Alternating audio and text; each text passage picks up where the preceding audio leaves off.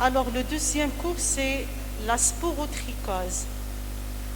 Alors, on va entamer un autre chapitre des champignons. Alors, les champignons peuvent être levuriformes, des levures, comme les candidats, Cryptococcus, c'est des champignons levuriformes. Alors, soit ils peuvent être des champignons filamenteux, comme l'aspergillus, qu'on a vu déjà. Il y a des champignons qui sont à la fois levuriformes et filamenteuses. Alors, ces champignons sont dits dimorphiques. C'est des champignons dimorphiques, à la fois les deux formes. Comme le Sporotrix schenki, qui est responsable de la sporotrichose. Alors, la sporotrichose, en introduction, c'est une mycose subaiguë ou chronique cutanéo-lymphatique faisant suite à l'inoculation dans le derme des spores d'un champignon dimorphique qui est le Sporotrix schenki. Les formes disséminées peuvent se voir chez les immunodéprimés. Donc, on peut dire que le Sporotrix schenki, c'est un champignon opportuniste. Épidémiologie. Donc, c'est quoi un champignon dimorphique? C'est un champignon qui se présente sous deux formes. Il a les deux formes. La forme levure, c'est une forme qui pousse à 37 degrés. Elle se trouve à l'état parasitaire chez l'homme. Donc, dans les prélèvements cutanés, dans les prélèvements pulmonaires, donc on trouve la forme levure. C'est une forme qui pousse à 37 degrés. La deuxième forme, c'est la forme filamenteuse ou la forme mycélienne qui pousse à 25 à 27 degrés. Ça profite dans le milieu extérieur, donc on la retrouve sur l'objet contaminant. Donc, à l'origine de la contamination, obtenue en culture sur milieu d'isolement. Donc, la première forme levure, on l'obtient à partir des différents prélèvements biologiques.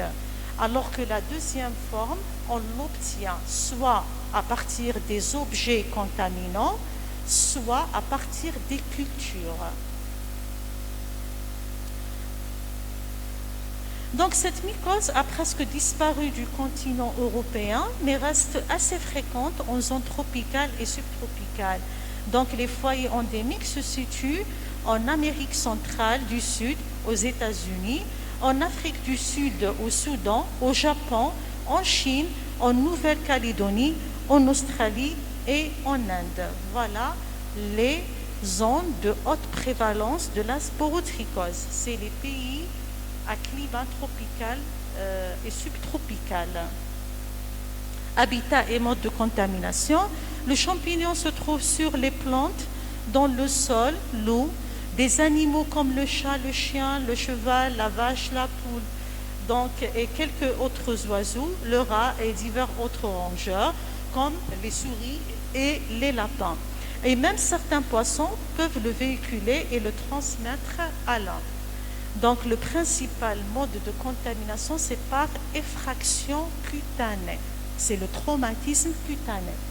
Donc, consiste à l'effraction cutanée ou muqueuse à la suite de blessures par écharde, de morsures aux griffures animales ou même de piqûres d'arthropodes, ce qui explique la localisation fréquente, surtout au niveau des régions découvertes du corps, comme les membres et le visage, qui sont accessibles au traumatisme. On dit c'est les régions ou les parties découvertes du corps. Alors cliniquement, donc dans la définition, on a dit que la sporotrichose, c'est une affection subaiguë à chronique cutanéo-lymphatique. Donc il y a une atteinte cutanée et il y a une dissémination lymphatique. Voilà. Donc elle se manifeste par des lésions nodulaires, cutanées et sous-cutanées, siégeant dans 80% des cas sur les membres, parfois au niveau du visage et du cou. Donc c'est les régions découvertes. La lésion initiale apparaît environ 15 jours après l'inoculation, sous forme d'un nodule dur, indolore, mobile sur les plans profonds, devenant ulcéreux, croûteux. C'est ce qu'on appelle le chancre sporotrichosique. L'évolution se fait vers la dissémination lymphatique, c'est pour ça qu'on dit cutanéo-lymphatique, avec des lésions gommeuses, c'est-à-dire des lésions inflammatoires ascendantes le long du trajet lymphatique de drainage. Alors on voit bien, la lésion par exemple, elle siège au niveau du visage, au niveau des mains, au niveau des régions découvertes du corps, des pieds, et puis sous forme d'une lésion nodulaire.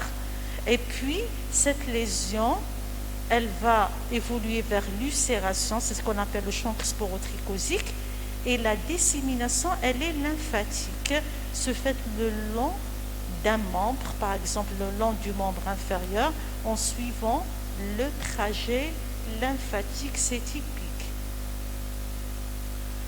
Chez l'immunodéprimé, on a dit que c'est une affection opportuniste, donc outre les lésions cutanéo-lymphatiques, les lésions peuvent prendre l'aspect d'une plaque isolée, verruqueuse ou végétante. On peut trouver des formes pulmonaires, on peut trouver des formes disséminées, osseuses, articulaires et même cérébro-méningées. Donc la lésion initiale, c'est une lésion nodulaire, cutanée et sous-cutanée, qui va évoluer vers l'ulcération en formant un chancre sporotrichosique qui va se disséminer le long d'un trajet lymphatique. Et chez le sujet immunodéprimé, les lésions un peu sont plus vulnérables, c'est des lésions verruqueuses, végétantes, et on peut trouver d'autres localisations pulmonaires, osseuses, articulaires, donc et même cérébro-méningées. C'est ça le tableau clinique de la sporotrichose. Le diagnostic, bien sûr, on va faire des prélèvements cutanés, vu que le mode de contamination se fait par effraction cutanée. Le pouls des lésions, les squames et les croûtes. En cas d'atteinte profonde, par exemple un sujet immunodéprimé, on fait des prélèvements des succida, des biopsies d'organes, la synoviale si on a une atteinte articulaire, la ponction articulaire, des aspirations bronchiques ou des ponctions de liquide céphalorachidien selon la symptomatologie. Alors qu'est-ce qu'on va faire?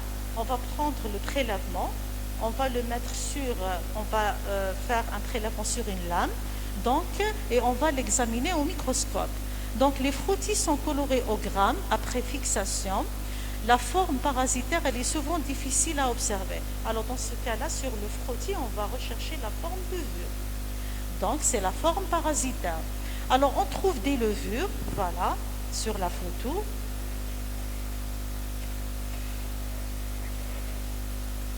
Voilà, on va trouver des levures de 3 à 5 microns, voilà.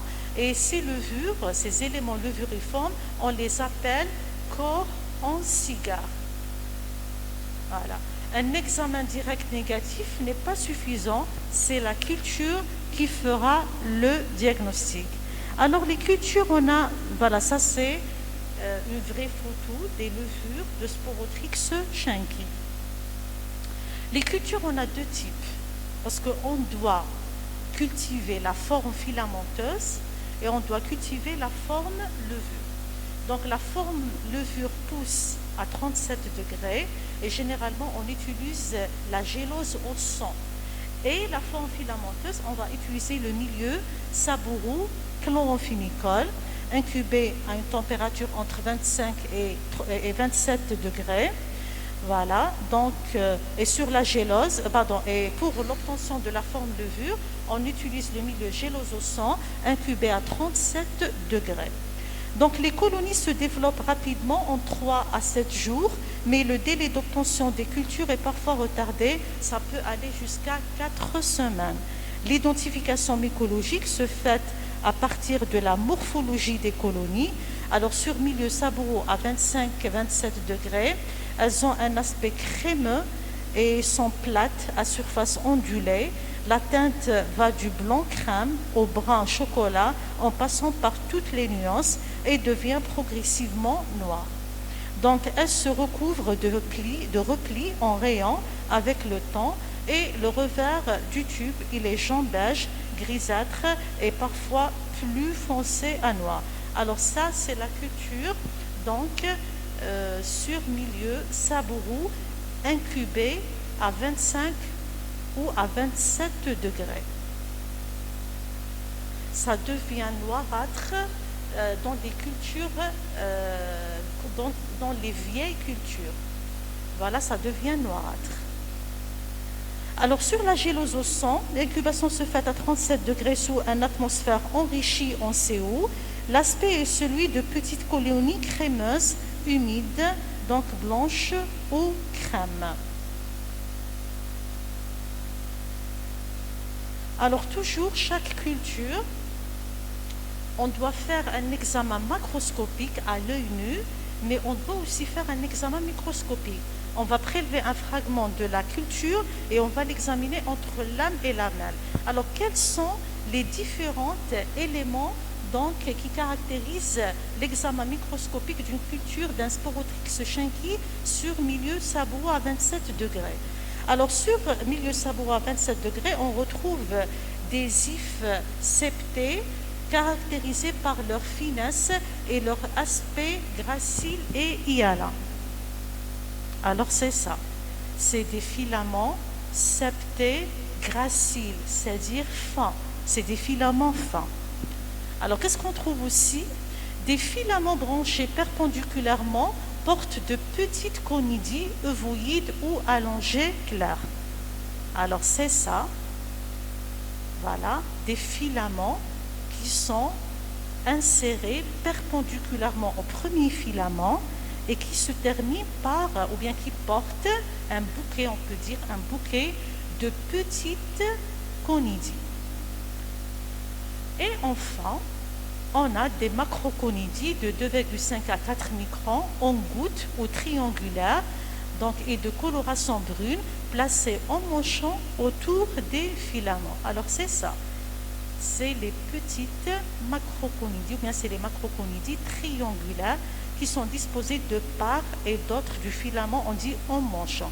Alors c'est ça les caractéristiques d'une culture de Sporotrix shenki. Des filaments graciles, fins, voilà. Au-dessus duquel s'insèrent aussi des filaments qui se terminent par un bouquet de petites conidies. Et on a des conidies, bien des macroconidies triangulaires de couleur brunâtre qui se déposent de part et d'autre de filaments, donc à la forme d'un manchon. Sur la gélose au sang, 37 degrés, on observe la forme des levures, on a dit encore de cigares. Ce sont des levures de 3 à 5 microns. Et certains possèdent des tubes germinatifs rappelant leur origine filamenteuse. Voilà, c'est des levures, voilà, à 37 degrés. Ce sont des levures, voilà. Parfois, ils ont un tube germinatif, voilà, ou bien ils ont un aspect encore en cigare, de 3 à 5 microns. Voilà. L'analyse histologique, donc la réaction granulomateuse épithéloïde et gigantocellulaire, volontiers, suppurée, corps astéroïde ou phénomène de splendeur au pli autour de l'élément fongique. Généralement, on utilise plusieurs colorations comme la coloration HES.